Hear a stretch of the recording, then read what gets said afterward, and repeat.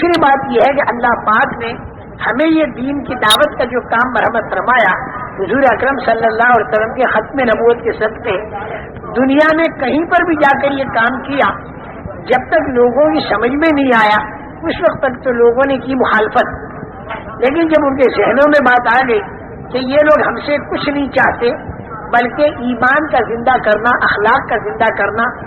انسان میں انسانیت کا لانا یہ لوگ چاہتے ہیں، اور عملاً تجربہ بھی لوگوں کو ہو گیا کہ بھئی جو لوگ اللہ کے دین کی محنت میں لگے تو انہوں نے رشوتیں چھوڑی، انہوں نے دھوکہ دینا چھوڑ دیا، اور بیٹوں نے باپ کی فرما برداریاں شروع کر دی، اور شوہروں نے بیوی کے حقوق ادا کرنے شروع کر دیے، اور ان کے دلوں میں آخرت کا فکر آیا، تو پھر جتنے مخالفت کرنے والے تھے ان کے بھی دلوں میں محبت پیدا ہوئی، اور کام اللہ تعالیٰ نے آسان کر دیا۔ ایسی جگہوں میں کہ جہاں پر دہریت کی فضا ہے، اللہ تعالیٰ نے وہاں پر ہدایت کے علم برداروں کو اپنی قدرت سے کھڑا کر دیا۔ دین کا پھیلانا کام خدا کا ہے، اور قلوب انسانیہ میں ہدایت کا اتارنا یہ کام خدا کا ہے، لیکن چونکہ یہ دنیا دارالاسباب ہے، ہر چیز سبب اختیار کرنے کے بعد اللہ تعالیٰ وجود میں لاتے ہیں۔ شادی مرد اور عورت ملتے ہیں تو اولاد پیدا ہوتی ہے، اولاد کا پیدا کرنا کام خدا کا ہے، لیکن سبب کے درجے میں افرأیتم ما تمنون، مرد عورت کا ملنا ضروری ہوگا۔ یوں اللہ کو قدرت ہے کہ مرد عورت کے ملے بغیر بھی انسان بنا دے، جیسے حضرت آدم علیہ السلام کو بنایا، حضرت حوا رضی اللہ تعالی عنہا کو ماں کے بغیر بنایا، حضرت عیسیٰ علیہ السلام کو باپ کے بغیر بنایا۔ قدرت تو اللہ کی ہر چیز پر ہے، لیکن ترتیب اللہ کی ہر چیز کے لیے یہ ہے کہ انسان اسباب اختیار کرے، تو اس کے بعد اللہ کا ارادہ اگر ہو جائے تو نتیجہ اس کے اوپر مرتب ہوگا۔ اسی طریقے سے پورے عالم کے بسنے والے انسانوں کے دل تو ہیں خدا کے قبضے میں، اور اللہ کے ایک اشارے پر اور اللہ کے ایک ارادے پر سب کے قلوب میں ہدایت آ سکتی ہے، لیکن چونکہ اللہ نے اس دنیا کو دارالاسباب بنایا، اس بنا پر جیسے انبیاء کرام علیہ السلام نے جانی ماری قربانیوں کے ساتھ دعوت کی لائن کی ایک محنت کی، ایسی دعوت کی لائن کی محنت جب یہ امت کرنا شروع کر دے گی تو پھر اللہ تعالیٰ قلوب انسانیہ کو اپنی طرف پلٹا کھلائیں گے۔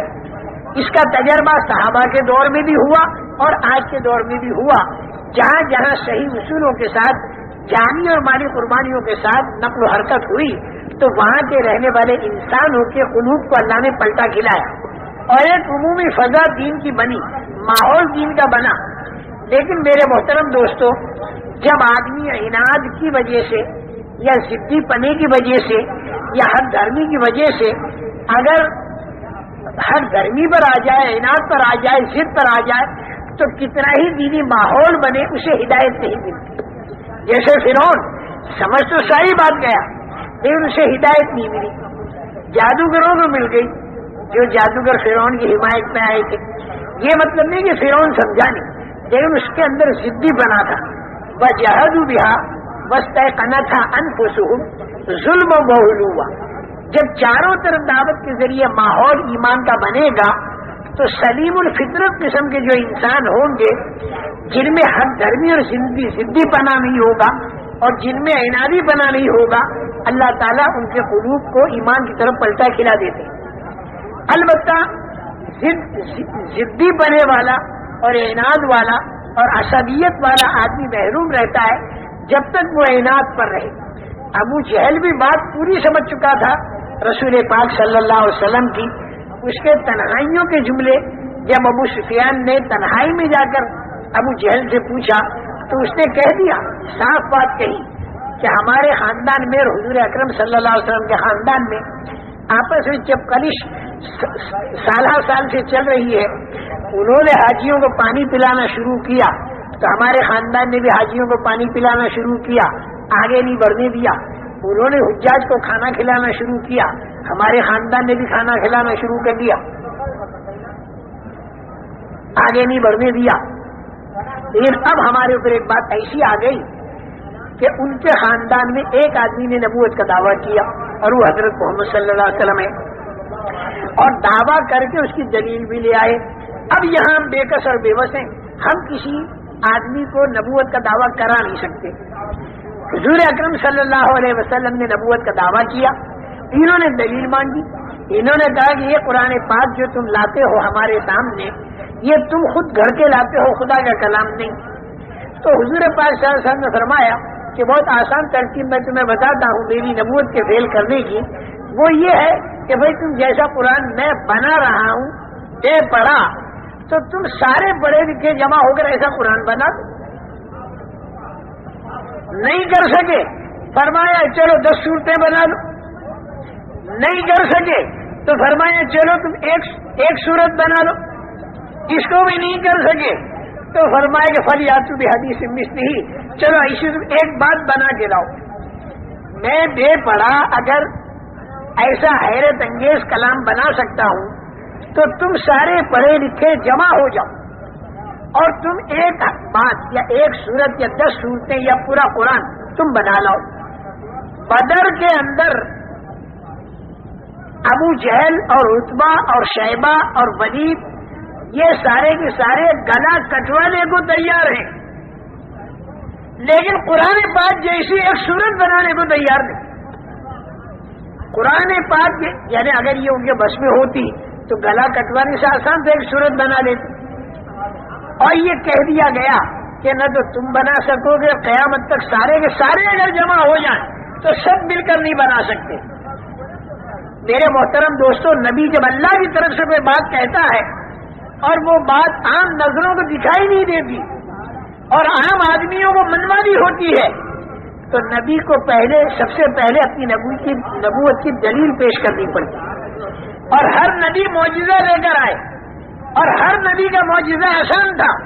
اس لیے کہ نبی بات کریں گے جنت کی, جہنم کی, قبر کی, عذاب کی, ثواب کی, فرشتوں کی, اور یہ وہ ساری چیزیں ہیں کہ جو انسان کی آنکھوں سے دکھائی نہیں دیتی. اب جو چیز آنکھوں سے دکھائی نہیں دیتی وہ چیز بتانے والا پکا صحیح ہو تو مانی جائے گی, ورنہ نہیں مانی جائے گی. اس لیے اللہ جل جلالہ و من والہ نے جس کو اپنا رسول یا نبی بنا کر بھیجا اس کے ساتھ معجزہ بھیجا. حضرت موسیٰ علیہ السلام کو اتنا آسان سا معجزہ دیا کہ جادوگر جو بالکل فرعون کی حمایت میں آئے تھے وہ سارے کے سارے جادوگروں نے جب حضرت موسیٰ علیہ السلام کے ڈنڈے کو اژدہا بنتا دیکھا تو فوراً سمجھ گئے کہ یہ جادو نہیں ہے بلکہ یہ حقیقت ہے. اور ان جادوگروں نے سمجھ لیا کہ حضرت موسیٰ علیہ السلام جب اللہ کے نبی ہیں تو نبی کی بات کا نہ ماننا اپنے کو تباہ اور برباد کرنا ہے, اور نبی کی بات کا ماننا اپنے کو رحمتوں میں داخل کرنا ہے.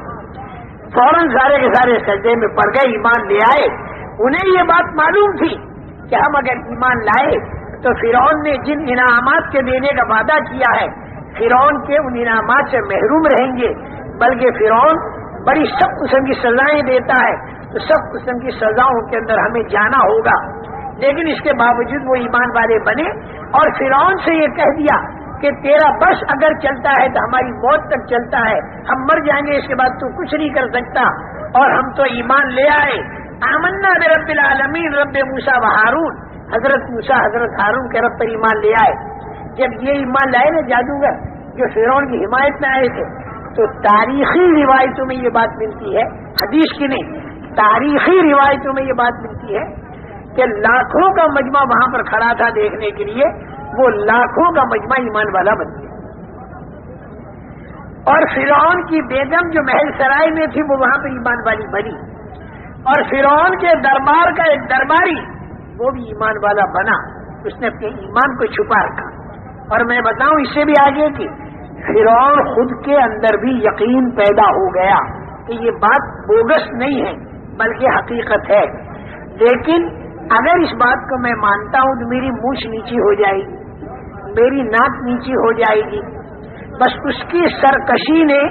اسے ماننے سے روکا, ورنہ سمجھ میں تو بالکل اس کے بھی آ گیا تھا. اور قرآن اسے کہتا ہے وَجَحَدُوا بِهَا وَاسْتَيْقَنَتْهَا أَنفُسُهُمْ ظُلْمًا وَعُلُوًّا. انکار جو تھا